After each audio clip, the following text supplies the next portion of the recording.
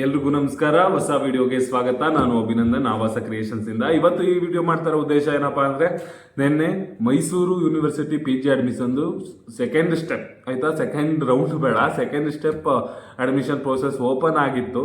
ಅದರಲ್ಲಿ ನೀವು ನಿಮ್ಮ ಮಾರ್ಕ್ಸ್ಗಳನ್ನ ಅಪ್ಲೋಡ್ ಮಾಡಬೇಕಿತ್ತು, ನಿಮ್ಮ ಪರ್ಸನಲ್ ಡೀಟೇಲ್ಗಳನ್ನ ಅಪ್ಲೋಡ್ ಮಾಡಬೇಕಿತ್ತು, ನಿಮ್ಮ ಮಾರ್ಕ್ಸ್ ಶೀಟ್ಸ್ಗಳನ್ನ ಅಪ್ಲೋಡ್ ಮಾಡಬೇಕಿತ್ತು, ಮತ್ತೆ ಏನು ಕಾಲೇಜ್ ಸೆಲೆಕ್ಷನ್ನ ಮಾಡಬೇಕಾಗಿತ್ತು. ಆಯಿತು. ನಿನ್ನೆ ವೆಬ್ಸೈಟ್ ಓಪನ್ ಆಯಿತು. ಮೊದಲು ಸರ್ವರ್ ಒಂದು ಸ್ವಲ್ಪ ಬ್ಯುಸಿ ಇತ್ತು.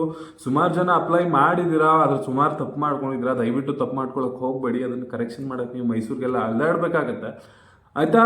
ಇವತ್ತು ಸುಮಾರು ಜನಕ್ಕೆ ಏನಪ್ಪ ಗೊಂದಲ ಆಗ್ತಾ ಇರೋದು ಅಂದರೆ, ಸರ್ ಅಂಡರ್ ಮೇಂಟೆನೆನ್ಸ್ ಅಂತ ಬರ್ತಾ ಇದೆ, ನನ್ನ ಮೊಬೈಲ್ ಸರಿ ಇಲ್ಲ, ಏನು ಮಾಡೋದು, ಸೈಬರಲ್ಲಿ ಅಪ್ಲೈ ಮಾಡಲಾ ಏನು ಅಂತ ಎಲ್ಲ ಕೇಳ್ತಾ ಇದ್ದೀರಾ. ಅಥವಾ ನನ್ನ ಕಂಪ್ಯೂಟರ್ ಸರಿ ಇಲ್ವಾ, ನನ್ನ ಲ್ಯಾಪ್ಟಾಪ್ ಸರಿ ಇಲ್ವಾ ಅಂತ.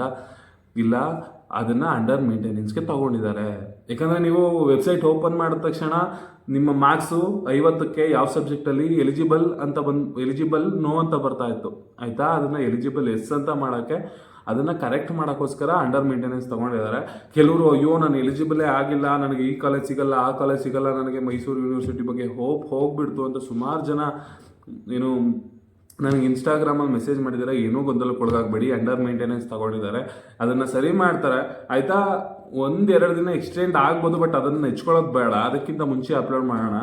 ನೀವು ಅಪ್ಲೋಡ್ ಮಾಡೋಕ್ಕಿಂತ ಮುಂಚೆ ಎಲ್ಲನೂ ಒಂದ್ಸರಿ ನೋಡಿಕೊಂಡು ಬರ್ಕೊಂಡು ಅಪ್ಲೋಡ್ ಮಾಡಿ. ಅಪ್ಲೋಡ್ ಮಾಡಾದ್ಮೇಲೆ ದಯವಿಟ್ಟು ಏನೂ ಚೇಂಜ್ ಆಗೋಲ್ಲ, ಆಮೇಲೆ ತುಂಬ ಕಷ್ಟ ಆಗುತ್ತೆ.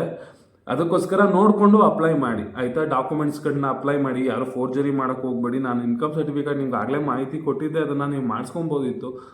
ಆಯಿತಾ. ಅದು ಕಾಲ ಮೀರಿ ಹೋಗಿದೆ. ಈಗ ನೋಡೋಣ ಏನಾಗುತ್ತೆ.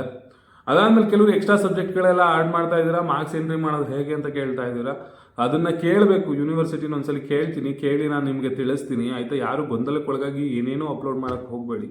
ಆಮೇಲೆ ಇನ್ನೊಂದು ವಿಷಯ ಏನಪ್ಪ ಅಂದರೆ, ನನಗೆ ಬೇಜಾರಾಗ್ತಾ ಇರೋದು, 6M ಇನ್ನೂ ರಿಸಲ್ಟ್ ಬಂದಿಲ್ಲ ಅಣ್ಣ, ಏನು ಮಾಡೋದು, 6M ಎಕ್ಸಾಮ್ ಬರೆದಿದ್ದೀವಿ ಅಣ್ಣ, ಏನು ಮಾಡೋದು, ಹೋಗಿ ನಿಮ್ಮ ಯೂನಿವರ್ಸಿಟಿಗಾರೋ ರಿಕ್ವೆಸ್ಟ್ ಮಾಡ್ಕೊಳ್ಳಿ.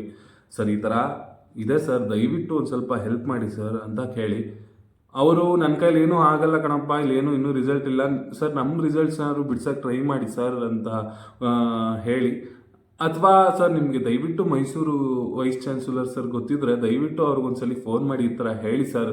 ಯಾಕಂದರೆ ಸುಮಾರು ಜನ ಇಲ್ಲಿ ಮೈಸೂರಲ್ಲಿ ಓದಬೇಕು ಅಂತ ಕನಸು ಇಟ್ಕೊಂಡಿರ್ತೀರ, ಅದಕ್ಕೆ ಬೇಕಾದಂಥ ಪ್ರಯತ್ನನೂ ಪಡ್ತಾ ಇದ್ದೀರಾ.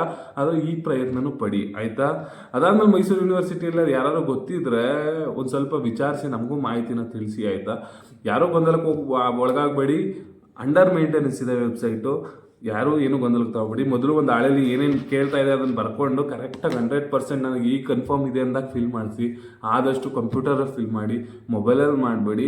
ಇವತ್ತು ಮಧ್ಯಾಹ್ನದೊಳಗೆ ಅಥವಾ ಇವತ್ತು 10-11 ಗಂಟೆಗೆ ವೆಬ್ಸೈಟ್ ಓಪನ್ ಆಗುತ್ತೆ, ಆರಾಮಾಗಿ ಫಿಲ್ ಮಾಡಿ. ಆಯಿತಾ.